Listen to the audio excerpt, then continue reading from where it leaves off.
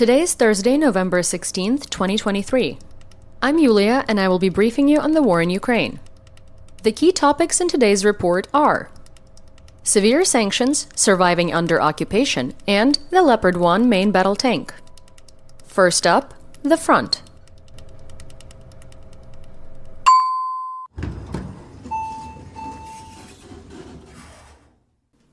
The General Staff of the Armed Forces of Ukraine releases a daily report at 6 a.m. each morning that includes a breakdown of Russian losses for the past 24 hours. The losses that were reported to have occurred on Saturday, November 11th through Thursday, November 16th included 6,100 personnel, 71 tanks, 104 armored personnel carriers, 194 artillery systems, nice, 15 multiple launch rocket systems, even nicer, 7 anti-aircraft systems, 1 Su-25 fighter jet over Avdiivka, even nicer, 94 tactical operational drones, and 432 combat engagements were also reported. I'm sorry, but in no other society outside of Russia would this level of loss be sustainable. Finland, if you're listening, maybe it's time to take back the Gulf of Finland islands, Karelia and Sala, even though we know that you don't want the dilapidated Russian territories. Just a thought. We'll quickly take a look at the situation across the front. It remains difficult for Ukraine. A Russian stealth mobilization continues. Despite massive losses taken around Avdiivka, for example, Russian forces increased the number of troops in the occupied areas and towards the front from 440,000 before the Battle of Avdiivka to 442,000 after. Russia is trying to, and we would argue in some places along the front, regained the initiative by throwing waves and waves of meat assaults, Bakhmut style, near Liman Pershi and Avdiivka. Their goal is undoubtedly to regain the initiative theater-wide by maintaining and increasing pressure in key areas across the front. It's not clear whether the gambit will work. Ukraine continues to take advantage of areas along the front where Russian forces have been weakened due to offensive operations elsewhere, such as in Kherson. One of our longtime listeners, Jason, reported through his source on the ground that, quote, Russians have already been captured in South Kherson who were in Avdiivka 36 hours ago. It's shifting fast, end quote. Indeed, during a call between Ukrainian Commander-in-Chief General Valery Zaluzhny and U.S. Chairman of the Joint Chiefs of Staff General Charles Brown, Zaluzhny said Avdiivka, Kupiansk, and Mariinka directions are the most intense, but noted that Ukrainian forces are continuing offensive actions in unspecified sectors of the front. Ukrainian Ground Forces Commander Colonel General Alexander Syrsky emphasized that Russian forces are pursuing simultaneous offensive actions in several directions, and trying particularly to regain the initiative north and south of Bakhmut. The Khortytsa Operational Strategic Group is responsible for the Kupiansk, Liman, and Bakhmut axes. Clashes continue near Liman Pershi, Sinkivka, and Pershetravneva. Do you remember our brief conversation last time about Pervomayske? Well, Pershetravneva is Ukrainian for Pervomayske. Don't we love the not confusing at all foreign reporting of Ukrainian cities? So yeah, if you see it next time, you'll know. It's the same thing. The Russians have a significant advantage in manpower and, according to Deep State, can advance between 1 and 2 positions every day. In the Bakhmut area, fighting continues in Klishchiivka to the south of the city, with Russians making some confirmed advances, and the fighting to the north in Yahidne is ongoing. The Tavria Operational Strategic Group is responsible for the Avdiivka, Mariinka, Shakhtarske, and Zaporizhzhia axes. In Avdiivka, Russians are on the offensive in many places, including west of Kamyanka, near the water treatment plant, and on the highway near Vinogradniki. Confirmed advances were made in Novokalinova. To the west of Staromayorske, Russians are also pressing on Ukrainian defense forces. The AFU is counterattacking in the forest strips west of Robotyne. The Odessa Operational Strategic Group is responsible for the Kherson axis, Krim, and the Black Sea Fleet. On the left bank of the Dnipro River in Kherson, the AFU continues to maintain very tight operational security. The bridgehead in Krynki has come under increasing pressure in the past few days, with Russian fighter jets staying well behind the front lines and launching KAB glide bombs towards Ukrainian forces there.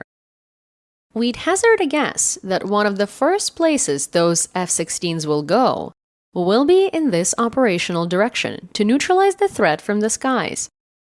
Fun fact, the other day my source on the ground had sent me a video of air support. Since it was the wee hours of the morning, I decided, oh my god, it's an F-16, and confused the entire military battalion with my assessment. Thanks to our research assistants John Stamp and Robert McCann, the confusion was resolved. There are no F-16s over Donetsk Oblast. It was an Su-25, and I've learned a thing or two about military aircraft. And then was swiftly brought back down to earth. In Svatove, Luhansk Oblast, and Bakhmut, Donetsk Oblast, the Russians used chemical weapons. Again, against Ukrainian troops. Russians used chlorpikrin, which they inexplicably were allowed to keep after the fall of the Soviet Union. Great idea. That was used in World War I. Its mechanism of action is unclear, but it is thought to inhibit thiol-containing enzymes critical to life, such as succinate dehydrogenase and pyruvic oxidase. Recent studies on the gas show the toxicity may be due to inhibition of the pyruvate dehydrogenase complex and elevated liver oxyhemoglobin. That's a doctor of pharmacy way of saying it prevents oxygen from being generated in the powerhouse of the cell, the mitochondria. Oh, and it also causes cancer. Oh, and it's a war crime. Next, the temporarily occupied territories.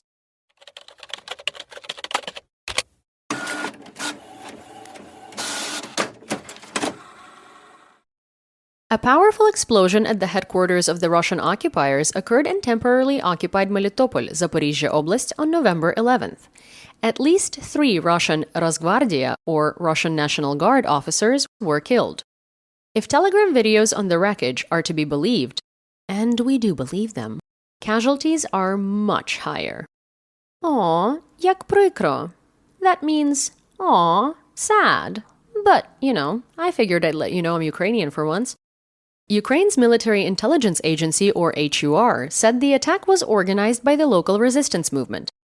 The explosion occurred in a Russian-occupied building located on Dmitry Donsov Street that the occupiers are, but now where, using as their headquarters. We wanted to bring you some details about what it's like to live in the occupied territories. Maria Shovalova, professor of literature at National University of Kyiv-Mohyla Academy, and our first guest on our sister podcast FAQU, Ukraine Explained, spoke to us about her relatives living somewhere in either occupied Kherson or Zaporizhzhia Oblast. We will keep it a mystery in order to guarantee their security. The only thing we can say, it's nice, warm, and coastal there. Some of my family members, they are living under Russian occupation. And it's a challenge to speak with them as they are not willing to take, Russian documents.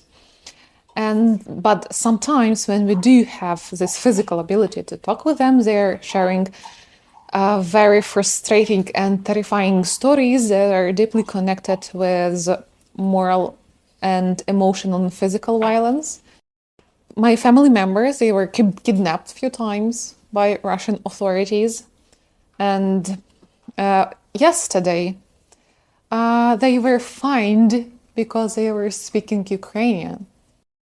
So now they have to pay to Russian authorities who came to Ukrainian land, occupied them. They have to pay because they are speaking their own language in a supermarket or in a store.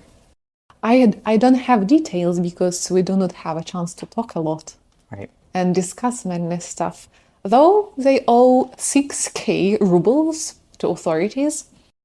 And other things, relatives are sharing that Russians are buying Ukrainian hryvnias in a very cheap way to boost Russian currency on occupied areas, but then they take it to St. Petersburg and sell in a very expensive exchange rate, because then St. Petersburg hipsters can buy it and go to Georgia and be more welcomed. So I'm fascinated how they can earn on our own currency and make a business from an occupation and taking your money and selling to your own citizens. be more welcome in other countries. They're occupied because they occupied Georgia as well. It's complicated. First, they were trying to coordinate in order to flee, but it became too late. So mainly there was poor communication between kids and younger and older generation. But then some of them were serving in fire department. So because they have photos on their documents that look like militia, police uniform, they were too scared to do that. You know, if you are leaving, you can't just leave. You have older and younger members, and you need to think about logistic and stuff like that. Sometimes people are stubborn and don't want to leave their home or boyfriend, if it's younger representatives of your family. And that's how they stuck there. And then they didn't risk to go with documents like that. In occupied Luhansk, Russia has introduced additional lessons on Russian history of the 21st century for students of 9th grade, as reported by the Luhansk Regional Military Administration. A significant part of the course is dedicated to Russia's war against Ukraine. Propaganda works with tomorrow's graduates in advance. Mandatory military registration is still ahead, as soon as they turn 17, the administration emphasized.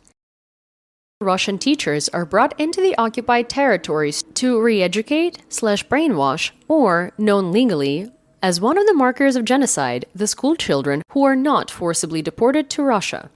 Yet. Another interesting practice of genocide that has occurred in occupied territories is not only forcing Ukrainian citizens to surrender their passports and undertake Russian citizenship, but also to change and Russify their last name while they're at it. They're being offered to do it quick, legally, and with no cues by calling a number specified on brochures that have been stuck to pretty much every lamppost in occupied Melitopol. There you have it. This is how from Ivanenko you can become Ivanov. From Kovalenko you can become Kovalyov. And this is exactly how Russia has accumulated such a high percentage of, quote, ethnic Russians on the territory of Ukraine. Go figure. Former Wagner Group fighters, now assimilated into the Russian National Guard's Rosgvardia command structure, have set up a military camp near the Russian-occupied port city of Skadovsk in Kherson Oblast.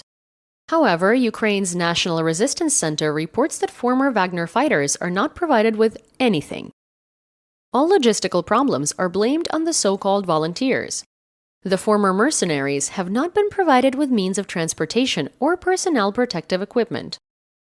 Aw, so sad. Gyunduz Namedov, the former Deputy Prosecutor General of Ukraine, cited a report from the National Resistance Center to highlight a pernicious component of genocide against Ukrainians. Occupation authorities in Donetsk and Luhansk oblasts labeled all Ukrainian books published between 1994 and 2021, very specific, as extremist literature. Over 9 years of occupation, Russia censored and destroyed nearly all Ukrainian literature while importing 2.5 million Russian books in 2023 alone. Next, the home front.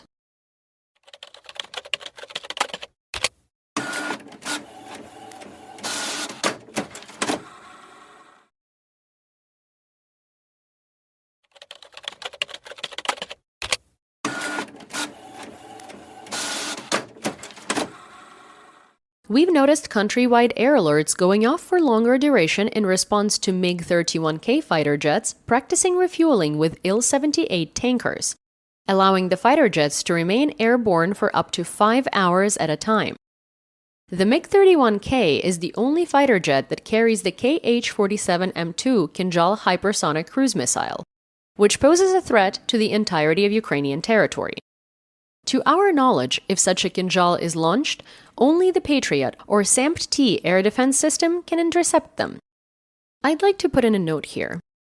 One of the things I find foreigners not understanding very well because, well, they've never been to Ukraine during wartime, or otherwise, is that normally, when an air raid goes off when a MiG is in the air, it is protocol that the entirety of Ukraine goes up in an air alarm. Because no one knows where the MiG is going, whether it's going, and what is going to happen next. And that's how you end up stuck in a 5-hour limbo. Normally, you have about 4 hours notice before you need to go to an air raid shelter before the air alarm rings, especially if you're in Kyiv or Lviv, so farther remote regions that are not directly at the front line. There, you have no notice. With these particular MiGs, you have no notice. If they're in the air, you are in danger, and you ought to sit there and wait for them to finish what they're doing. Or, I don't know, strike you with a missile. Either or. It's a limbo. When we stayed in Kyiv August through October, a lot of the times we would have these air raids go off in the middle of the day while we would be going about our day, and we would have to drop what we were doing and go to a shelter. Because you never know whether these MiGs are practicing or practicing on you. And that's the everyday life of a Ukrainian. The Ukrainian capital of Kyiv, which we just spoke about, is actively decommunizing its public space, having removed over 100 Soviet monuments, with 56 more to go. Hanna Starostenko, deputy head of the Kyiv City State Administration, said, quote, "Monuments and memorial plaques representing the Soviet and imperial past have no place in the capital. Together with experts and representatives of specialized institutions, we are carrying out large-scale work to finally remove from the public space all those objects that glorify the aggressor country." In the words of embattled rap artist and professional flautist Lizzo. It's about damn time! Ukrainian officials counted 4.9 million internally displaced persons, or IDPs, in November, with 3.6 million of them receiving IDP status after Russia's full-scale invasion of Ukraine in February 2022. Irina Vereshchuk, Ukraine's Minister of Reintegration of the Temporarily Occupied Territories, yes, we have a ministry for that, unfortunately, said that nearly half of all IDPs are not receiving government benefits because they have not formally applied. There is no publicly available official data on how many Ukrainians have returned to their homes from abroad or from other regions of Ukraine.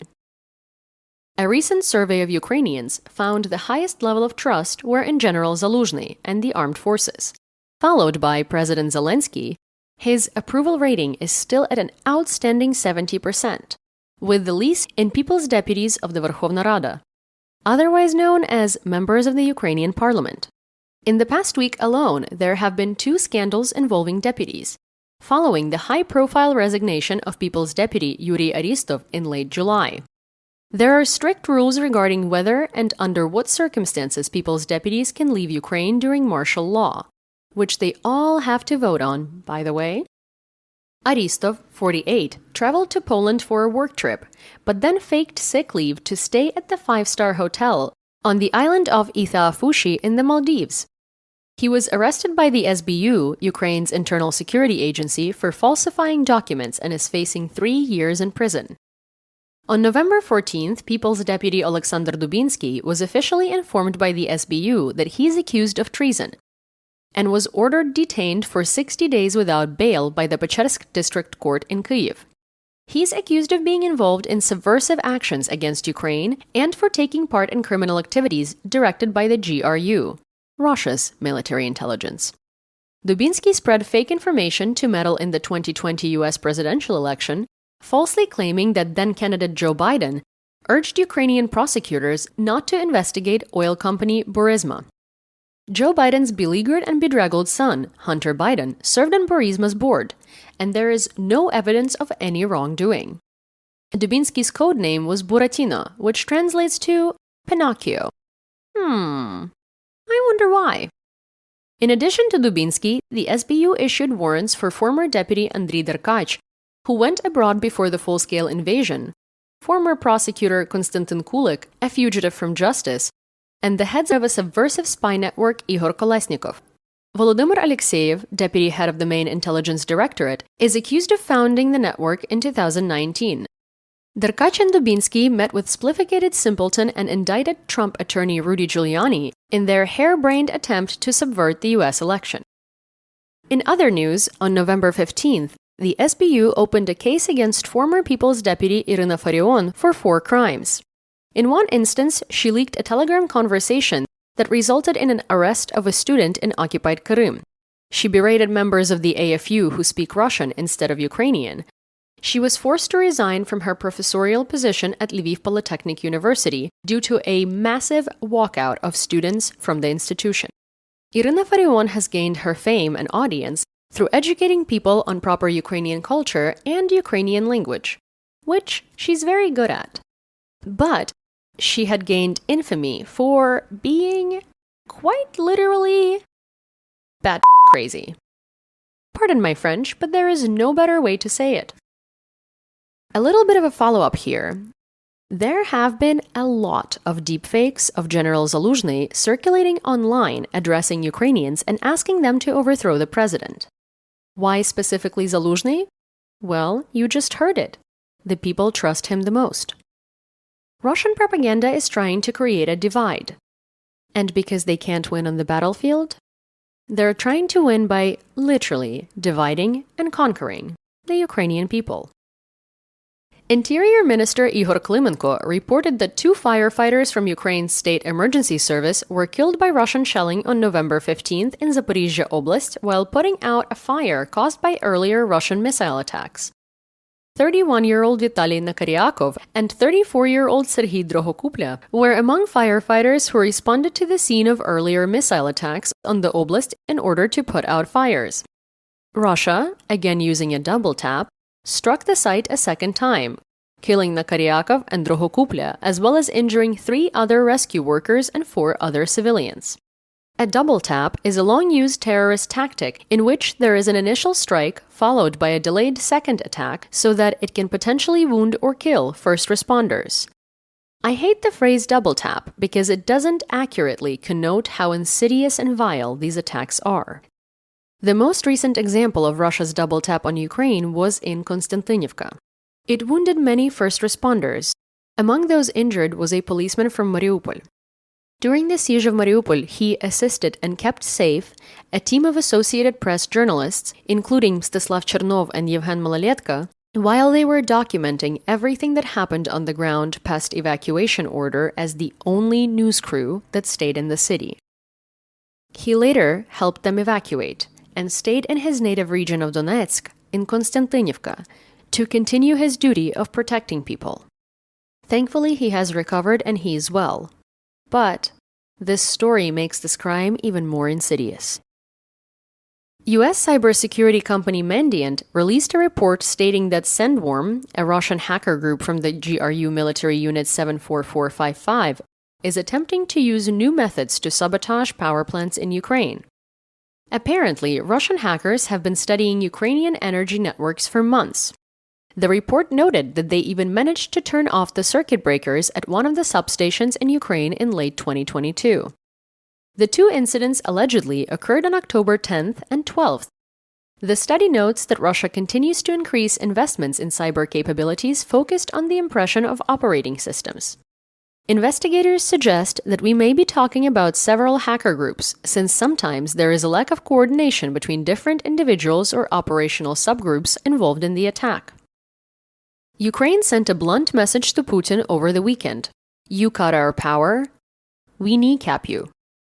Ukraine will consider attacking Russia's oil and gas infrastructure in retaliation for strikes against Ukraine's electric system during the winter.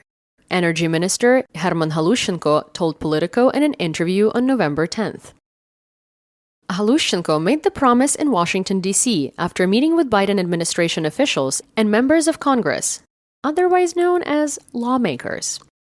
He said Russia has regularly perpetrated cyber attacks against Ukraine's electrical grid and is expected to ramp up physical attacks as temperatures fall and people depend more on energy to heat their homes. His comments came after President Zelensky said last month Ukraine, which has launched multiple attacks against Russian targets, would respond if Russia stepped up attacks on his country's power grid this winter. This could open the door to the possibility that the European conflict could add more turmoil to global energy markets. When asked if Zelensky's response could include Ukraine targeting Russia's vast oil and gas operations, by far the biggest driver of its economy, Halushchenko replied, quote, "It would only be fair. We would answer by taking the same approach, attacking their energy infrastructure." End quote. And he's right. Bombs away. Meanwhile, attacks on Ukraine's power infrastructure continue. The press service of Ukraine's energy ministry said that a Russian attack on Sumy Oblast damaged a substation on November 10th, knocking out power to 6 oblasts.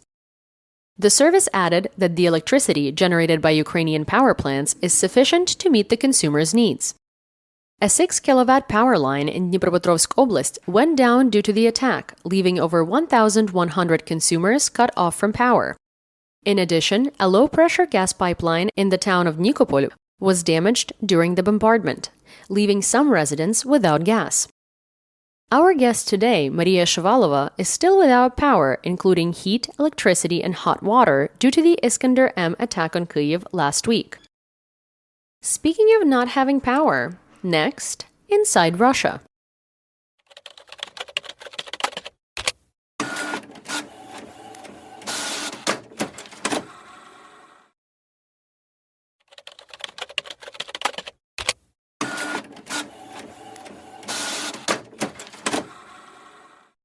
Yet another Iranian Il-76TD Poya Air military transport plane landed in Vnukovo airfield at 10:53 Moscow time on November 15th. We have a clear message for Iran, and we don't want to repeat it. Your supreme Ayatollah is an infidel. An investigation conducted by the German Project Corrective revealed that Russian companies continue to maintain access to purchasing firearms and ammunition from the EU and the US despite export restrictions.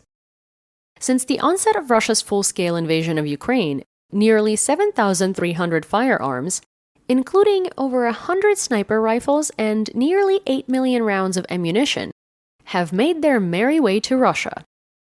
These imports involve products from various Western manufacturers, including US companies Smith & Wesson, Barrett Firearms, and Desert Tech, Austrian, shocker, brands like Glock and Steyr Arms, as well as German companies including Merkel-Jagd und Sportwaffen, nice name, Namo Schönebeck, Ruag Amotech, Blaser, and others. Worse, some of those Western weapons found their way into the Russian military operating in Ukraine. Firearms like Glock pistols, AR-15 automatic rifles, and Blaser R8 carbines have been identified. The weapons were also observed at the freaking arms fair in Moscow. Well, that makes me very happy that I chose against a Smith & Wesson tactical knife when selecting a birthday present for a frontline officer in Avdiivka. Good intuition. The UK Defense Intelligence Update had a couple of interesting news nuggets recently. They wrote that Russia's State Archive Agency published a collection of hundreds of documents dating back to the 11th century, and, of course, included fake historical analyses by Russian President/dictator Vladimir Putin that attempted to justify Russia's full-scale invasion. The documents are representative of the Kremlin's weaponization of history, which is intensifying and, quote, aimed at inculcating anti-Westernism in the minds of the Russian population and intimidating its immediate Western neighbors, end quote. The collection, titled in the Orwellian On the Historical Unity of the Russians and Ukrainians, is used to support the often repeated Russian hypothesis that Russians and Ukrainians are one people, and that the Ukrainian shift westward is only because of foreign malign influence. You can learn the true history of Ukraine and Kievan Rus in one of our previous episodes, linked in the show notes. The TLDR is Ukraine came first, and Russia forgot Ukraine existed until the 1600s.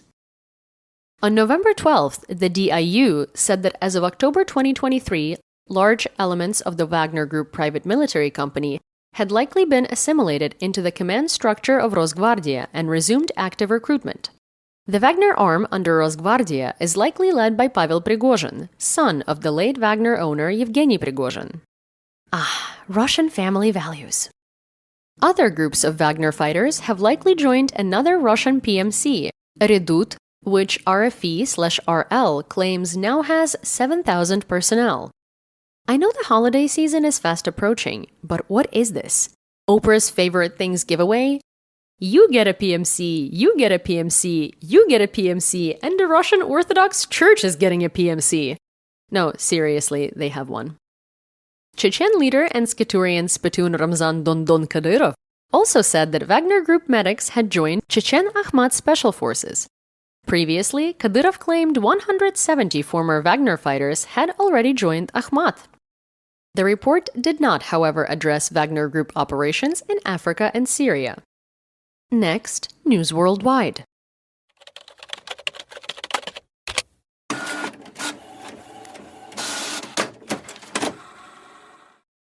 Last week, the UK sanctioned Russian oligarchs and businesses, as well as international networks propping up the country's oil and gold industries.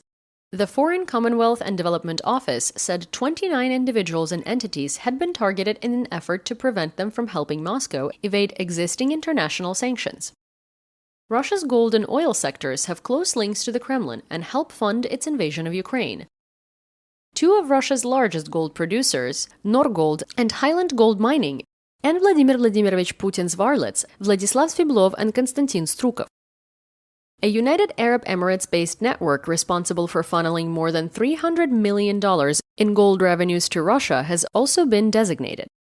With friends like the UAE, who needs enemies? Handler of gold shipped to the UAE, Paloma Precious DMCC, and the key person behind the outfit, ignoble wannabe Baron Howard John Baker, were also targeted. We have more cancel culture news coming out of Finland. Finland's Environment and Climate Minister Kai Mikkonen said his country aims to ban imports of Russian liquefied natural gas. Mikkonen said that the ban will be proposed as part of implementing the EU's latest gas market package. He added Russian LNG could be banned from Finland within 2 years of the EU's gas package taking effect. Finland's state-owned energy company, Gasum, still receives LNG from Russia. Kiitos! But wait, there is more. You get sanctions, and you get sanctions, and you get sanctions. Gosh, I feel like I'm on Ellen's show. That was cancelled. Okay.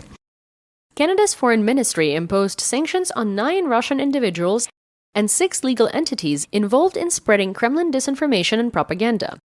Canadian Foreign Minister Melanie Joly said the new sanctions are aimed at individuals who, through their role in the Kremlin-backed orchestration of disinformation and war propaganda, are directly promoting Russia's aggressive war against Ukraine. Canada imposed sanctions on organizations that spread disinformation.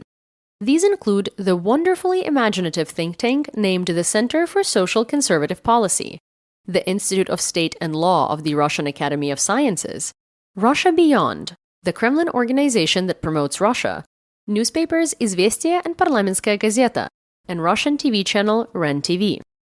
The Canadian Foreign Ministry said, quote, "These entities are part of an organized network whose intent is to spread false narratives and propaganda as if it were expert opinion in an attempt to legitimize Russia's unjustifiable violation of Ukraine's sovereignty and territorial integrity." End quote. In a juicy scoop, the Financial Times reported on November 12th that the US is directly targeting Russia's ability to export LNG for the first time. The goal? Strangling one of the Kremlin's most important energy projects. While European countries continued importing Russian LNG even after Moscow's full-scale invasion of Ukraine, the US has sought to avoid disrupting flows so as not to increase pressure on allies battling an energy shortage. Until now. As we reported in a previous episode, the State Department sanctioned the Russian Arctic LNG 2 project in early November, blocking European and Asian countries from buying the gas when the project starts producing next year. Raise a glass to US hegemony here, am I right? Arctic LNG 2 is led by Russian private company, as private as any company can be in Russia, Novatek. This represents the first time LNG supplies themselves have been directly affected, the Financial Times reports. The $21 billion project on the Gedan Peninsula in the Russian Arctic would export LNG to both Europe and Asia. At full production, it would account for a fifth of Russia's goal of producing 100 million tons of LNG a year by 2030. It was expected to begin shipping in the first quarter of 2024, but that's not going to happen. The EU is poised to ban the export of precision machine tools and key weapons manufacturing equipment components to Russia. What took them so long? Was it prick of a prestidigitator and provincial peasant Viktor Orban? The ban, if enacted and effectively enforced, and enforcement is key here, could deal a significant blow to Russia's defense industrial base given precision machine tools' importance in industrial manufacturing. Bloomberg reported on November 15th that the EU's 12th sanctions package proposes a ban on the export of precision machine tools and machinery parts that Russia uses to make weapons and ammunition, such as welding machines, lithium batteries, thermostats, motors, and drone motors. Russia has been importing precision machines and precision machine tools from Europe to sustain its ammunition production and other defense production efforts. BNE and Telenews reported in 2021 that Russia's near total reliance on European and US-produced precision machine tools makes Russia particularly vulnerable to such sanctions, and noted that, at the time, Russia imported almost all of the precision machines it required. Denmark means business. The Financial Times reported on November 15th that the EU proposed measures that would allow Denmark to inspect and block Russian oil tankers traveling through the Danish Straits. Nice! These measures are part of an EU effort to enforce a G7 cap demanding that Western insurers only provide coverage to Russian shipments where oil is sold for less than $60 per barrel. An unnamed senior European government official told FT that, quote, almost none of the Russian maritime oil shipments in October 2023 were below the $60 a barrel price cap. The EU is concerned that Russian tankers are violating EU regulations by frequently traveling with falsified financial statements or non-Western insurance. Philanderer and President of Slovakia, Robert Fico, had his Minister of Defense, Robert Kalinak, inform NATO Secretary General Jens Stoltenberg that Slovakia would terminate its military aid to Ukraine. Kalinak said that while military support from stockpiles will end, Slovakia remains committed to providing Ukraine with a sufficiently wide spectrum of humanitarian, civilian, and technical non-lethal assistance. Slovakia's decision to halt the military aid for Ukraine came after newly elected pro-Russian Robert Fico took office last month. However, Fico assured that the termination of the military aid concerns only the supplies of weapons and ammunition from Slovak army storage, and there would be no interference with private defense exports for Kyiv. Money talks. According to calculations based on government data acquired by Reuters, India saved roughly $2.7 billion by importing discounted Russian oil in the first 9 months of 2023, helping to support the terrorist state's economic growth and easing pressure on its trade deficit. Crude oil accounts for about a third of India's overall imports by value. India is the world's third biggest oil importer and consumer, and replaced Europe as the largest buyer of seaborne Russian crude after the West imposed sanctions on Moscow over its invasion of Ukraine last year. Access to cheap Russian oil enabled India to cut imports from the Middle East, where prices stabilized following Saudi Arabia's voluntarily additional supply cuts since July.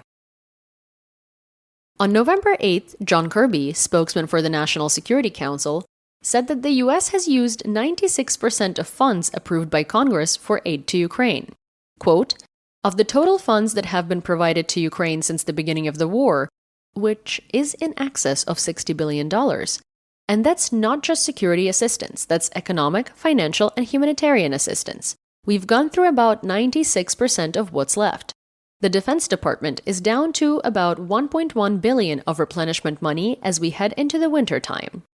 So as I've said before, the runway is getting shorter, and that's why we need that supplemental request approved, end quote. Kirby is referring to the $106 billion supplemental security request President Biden sent to Congress for aid to Ukraine, Israel, and the southern border. Speaking of Congress, let's take a look at how the August legislative body and hallowed institution of democracy is doing. He made a lot of statements, right? And his statements are fiction at best. Fiction? I read them. Can you what?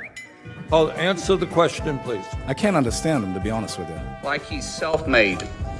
Sir, I wish he was in the truck with me when I was building my plumbing company. Myself and my wife was running the office because I sure remember working pretty hard and long hours. Pretends like he's self-made. What a clown. Fraud. Always has been, always will be. Quit the tough guy act in these Senate hearings. You know where to find me. Any place, anytime, cowboy. Sir, this is a time, this is a place. If you want to run your mouth, we can be two consenting adults. We can finish it here. Okay, that's fine. Perfect. You want to do it now? I'd love to do it right now. Well, stand your butt up then. You stand your butt up. Oh, hold on. Big guy. Oh, stop it. Is that your solution, Hold it. No, sit down. Sit down. Okay. You know, you're a United States Senator. Sit down. Active. Oh, okay. Sit down, please. All right. Can I respond? Mr. Hold it. If we can't, no, This is I have what the he mic. said. I'm sorry. This is hold what it. he said. You'll have your time. Okay. Can I respond? Oh, no, you can't. This is a hearing. But you and Goldman, who is Mr. Trust Fund, continue to try to reclaiming my discredit- time. No, I'm not going to give you your time back. We can stop the clock. You all continue to. You look like a Smurf here, just going around and all this stuff. Now listen, Mr. Chairman, you No, have. I'm gonna tell you something. Hold on. If we're not on time, we spew can disinformation. You have gone on TV and said the president did something illegal. You're doing stuff with your brother. The American people have the same questions. Why should they believe you? Why should they believe you? Why should they believe you? There's a different rule for the president. There's a different rule for you. Why should they believe what you're saying, Mr. Chairman? Why? You go on Fox News and say loans and deals are a way to evade taxes. We don't know that's what you're doing or not. We don't know. We have no idea. We're supposed to take your word for it. But when the president you've says already something, been proven a not liar, Mr. Moskowitz. What's that? You've already been proven a liar. Who's proven me a liar? You? Yes. Your word means Well, nothing, Mr. Chairman. Go to my hometown. There's a camera crew there today, an opposition research crew there today. Mr. Chairman, this seems to have gotten under your skin. I'll pay for your ticket. I think the American people have lots of questions, Mr. Chairman, and perhaps you should sit maybe for a deposition. I will be happy. There's been apparently a tense interaction in the Capitol hallways with Congressman Tim Burchett, who is one of the 8 Republicans who voted out Kevin McCarthy from the speakership, and apparently had a bit of a dust-up in the hallways himself with Kevin McCarthy. And I have Congressman Burchett with us here right now. So, Congressman, explain to us what happened with you and Kevin McCarthy. Well, I was doing an interview with Claudia from NPR, a lovely lady, and she was asking me a question, and at that time I got elbowed in the back, and it kind of caught me off guard because it was a clean shot to the kidneys, and I turned back, and there was Kevin, and I for a minute I was kind of, what the heck just happened? And then I chased after him. Of course, he's as I've stated many times, he's a bully with $17 million in a security detail. You know, he's the type of guy that when you're a kid would throw a rock over the fence and run home and hide behind his mama's skirt, and he just, he from behind, that kind of stuff. That's not the way we handle things in East Tennessee. If we have a problem with somebody, I'm going to look them in the eye and talk to them. Okay, so he walked down the hallway, hit you with his elbow. Yeah, you can go on Claudia's Twitter account. It pretty much, her X account. It's very accurate. But, okay, so then just explain. So you chased him? What do you mean you chased him? I just ran after him. I was like, what the heck? Why'd you do that? Because it was like I said, if you've ever been hit in the kidneys, it's a little different. You don't have to hit very hard to cause a little bit of pain, a lot of pain, and so he just, of course, as he always does, he just denies it or blames somebody else or something, and it was just a little heated, but I just backed off because I saw no reason. I wasn't gaining anything from it, and then everybody saw it, so it didn't really matter. Wait, he responded to you? Yeah, he just acted like, what are you talking about? Who are you? That kind of thing. And it's just, I think that's symptomatic of the problems that he's had in his short tenure as Speaker. My Democrat colleague across the aisle, who's 80 years old and has been here over 30 years, just said we're on the verge of a shutdown. She probably just forgot that a few hours ago she voted for the continuing resolution that will extend the budget, and we are not on the verge of a shutdown. So I just wanted to note that for the record. It may be that the gentlelady doesn't know that there is another body attached to the U.S. Congress called the United States Senate, and they have to vote on the continuing resolution. And when they vote on it, we'll find out what it is that they do with regard to this continuing resolution passed by the House, which, quite frankly, is flawed to a fare-thee-well. Flawed to a fare-thee-well in meeting our obligations, both domestic and international. And by the way, it isn't a law of the land or done until the President of the United States signs it. That may be a basic level, a lesson in civics. There is the House, there is the Senate, and there is the President. Well, that's not looking great. While the daffy display of provoking pablum may be entertaining, it's also scary. The House passed a stopgap bill averting a government shutdown, which was passed by the Senate in the dead of night. President Biden is expected to sign the bill. Although a government shutdown has been averted, the House adjourned for 2 weeks, kicking the can down the road until early next year, and setting up further clashes on Ukraine, Israel, and border security. Last week, the U.S. State Department detailed a sophisticated Russian disinformation campaign targeting Latin America, aiming to weaken support for Ukraine while promoting anti-American and anti-NATO narratives. The Kremlin is utilizing media connections in various countries, including Argentina, Bolivia, Chile, Colombia, Cuba, Mexico, Venezuela, Brazil, Ecuador, Panama, Paraguay, Peru, and Uruguay, to disseminate disinformation. Narratives crafted in Russia are sent to local media in Latin American countries, where they're then tailored by local editors to resonate with the regional audience. In a story reminiscent of Paul Manafort days, Liga.net revealed the Ukrainian Orthodox Church of the Moscow Patriarchate hired a lobbyist in the U.S. for $1,400 an hour to advance its interests there. It's pretty telling that the lobbyist had to register with the Department of Justice under the Foreign Agents Registration Act. This is further evidence that the soon-to-be excommunicated church in Ukraine is under full control of the Russian security apparatus. The Ukrainian Orthodox Church of Kiev Patriarchate, and all other religions for that matter, are free to worship as they please in Ukraine. The news comes as Ukraine eyes legislation to outlaw religious entities with their centers in Russia, amid rising hostility in Ukrainian society towards the UOC-MP. If approved, it could mean Ukraine taking the UOC-MP parishes to court. The UOC-MP is accused of retaining its ties to its Moscow Patriarchate, which fully supports Russia's full-scale invasion. And, quite frankly, anything the Kremlin tells it to. Interestingly, the lobbyist's contract is with Amsterdam & Partners LLP. Amsterdam & Partners announced they had been retained by Ukrainian oligarch and UOC-MP archdeacon Vadim Novinsky to, quote, defend against a series of politically motivated attacks by the Ukrainian government, end quote. Yeah, good luck with that. Brad Smith, the president of Microsoft, says Russia is spreading disinformation about the Israel-Hamas war. Microsoft and its competitors, well, all but Twitter, not X, Twitter, are fighting against disinformation, especially using AI, by creating technological tools that facilitate the detection of manipulated, modified, or altered content. Smith said, quote, "We're getting very good at identifying a Russian campaign. Like when they tried to tell people not to get the COVID vaccine, or today, when we see Russian disinformation in the Middle East.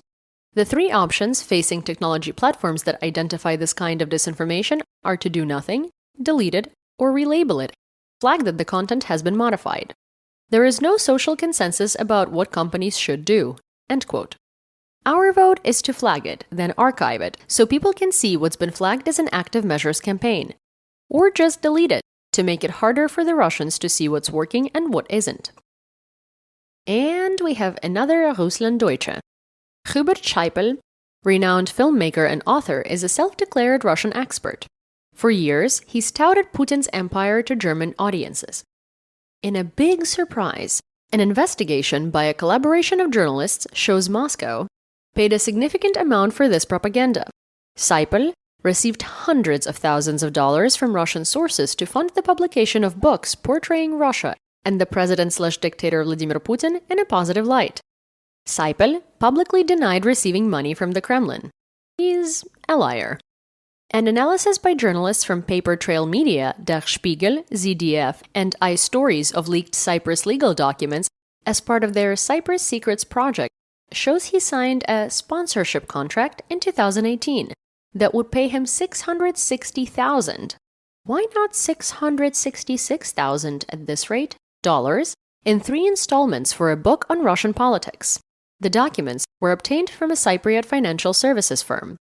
To be fair to Saipel, the contract said the payments carried no obligation regarding the book's contents.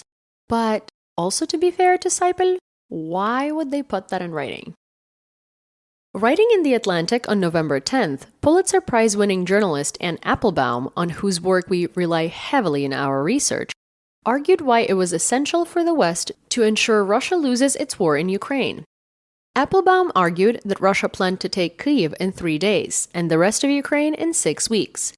More than 21 months later, however, Russian forces have withdrawn from half the territory they occupied in February of last year. She said Ukraine, the US, and the EU have achieved something remarkable.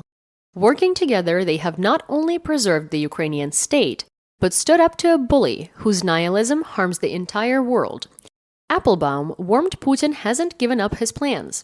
He thinks Ukraine's allies will lose interest. Quote, "The allied fight against Russia in Ukraine has damaged Russia's ability to project negative power in Europe, the Middle East, and Africa. But despite his extraordinary losses, Putin still believes that time is on his side. If he can't win on the battlefield, he will win using political intrigue and economic pressure. He will wait for the Ukrainians to grow tired, and he will try to make that happen too.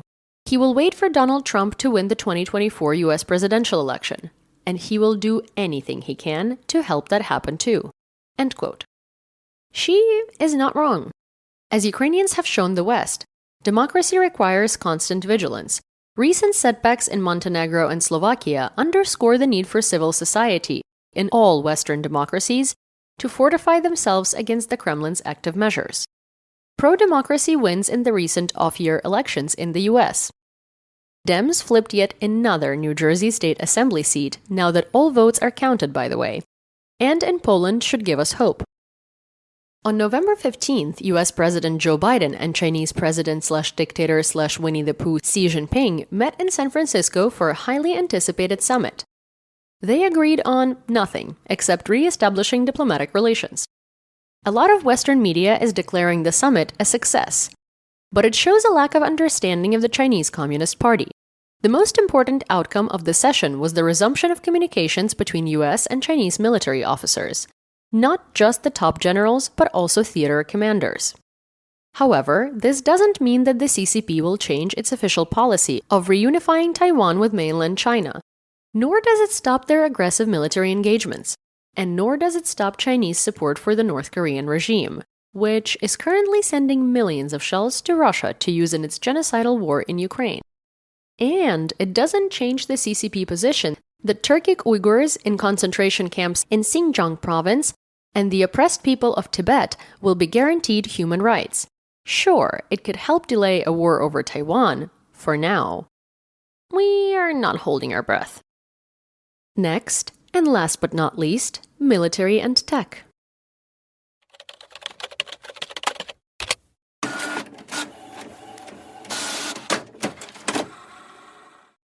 German arms manufacturer Rheinmetall announced that it received an order from the German government to supply Ukraine with around 100,000 rounds of 120mm mortar ammunition. The order, worth a few hundred million euros, forms part of a recent €400 million military aid package for the Ukrainian armed forces. Delivery is due to begin shortly and extend over the next 2 years. Due to its enhanced range, heightened precision, and optimum combat effectiveness, Rheinmetall mortar ammunition can secure favorable outcomes even during operations in difficult terrain and urban environments. The Czech Senate extended the mandate to conduct combat training for Ukrainian military personnel in the country until the end of 2024.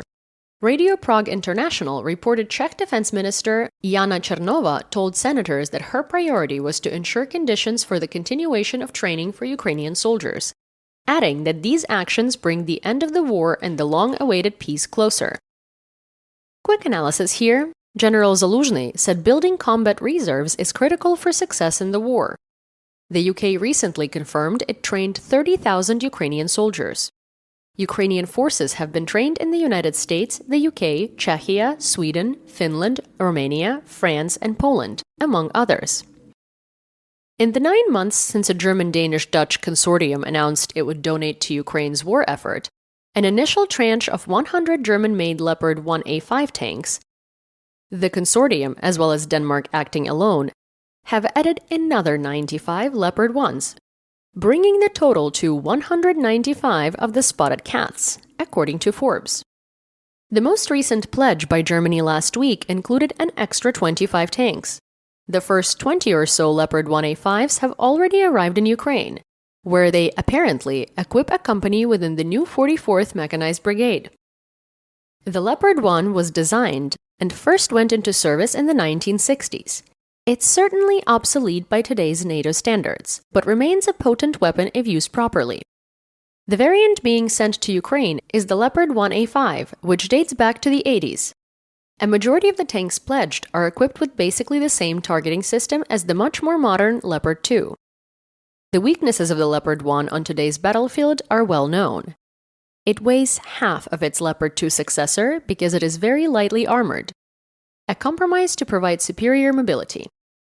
Its second weakness used to be its strength. A licensed build copy of the British Royal Ordnance L7 105mm rifled cannon is hard-hitting, quick-firing, and above all, very accurate. However, it lags behind the 120mm and 125mm smoothbore cannons now predominant on the battlefield, mostly because of the superior ammunition that's been developed for them, rendering the Leopard 1's rifled cannons NATO obsolete. So, wouldn't old tech, an inferior gun, and weak armor be a recipe for disaster? Wrong. With proper training and adoption of appropriate tactics, the nearly 200 tanks Ukraine will receive will be enough to equip 3 full battalions. Kyiv must figure out how to best use these tanks, mitigating their weaknesses and leveraging their strength. That means deploying the tanks where they can move quickly, stay behind cover, and shoot at range. As one Ukrainian tanker told Army Inform, quote, "The advantage of the Leopard over, for example, the T-64 is in accuracy, range, and speed." End quote.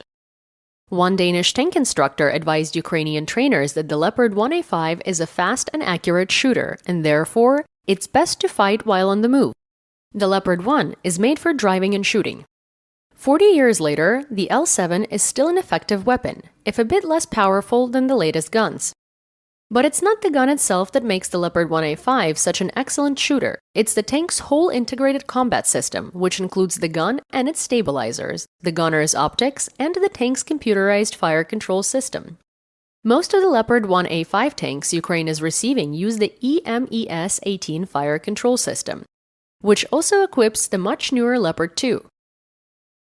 Unlike Russian-made tanks, the Leopards can fire accurately while on the move and hit moving targets at range. In short, the Leopard 1A5 can become an effective weapon on the battlefield when crews receive proper training and appropriate tactics. Andriy Yermak, Ukraine's presidential chief of staff, said Kyiv is seeking to boost the AFU's defense capabilities at a conference on joint Ukrainian-US weapons production scheduled in December 2023.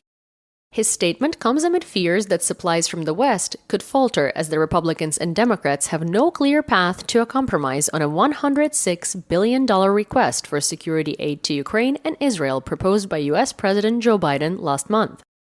A Russian anti-radar missile, which hit a civilian Liberian-flagged cargo ship on November 8, was probably used by Russians to target Ukrainian military radars in the area, as reported by the UK Defense Ministry. Wow. They're really letting it rip today, huh?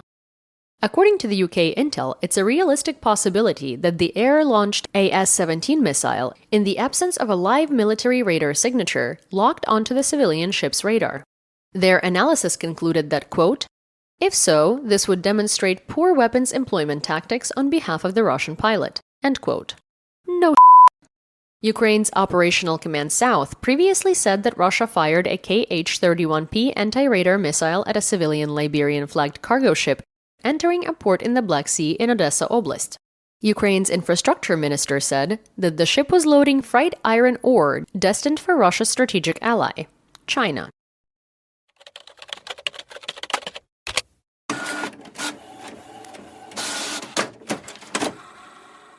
Thank you to Chris from Scotland for writing to us. He let us know that the URL for our Patreon in the show notes was broken. The issue has now been fixed. That concludes our brief today. We'll convene again later this week. In the meantime, remember to check your sources and don't fall for propaganda. Join us on YouTube and TikTok for more Ukraine content and live news reports. And if you haven't already, don't just consider it, but subscribe to our work on Substack or Patreon. It helps us a lot. І на цьому все.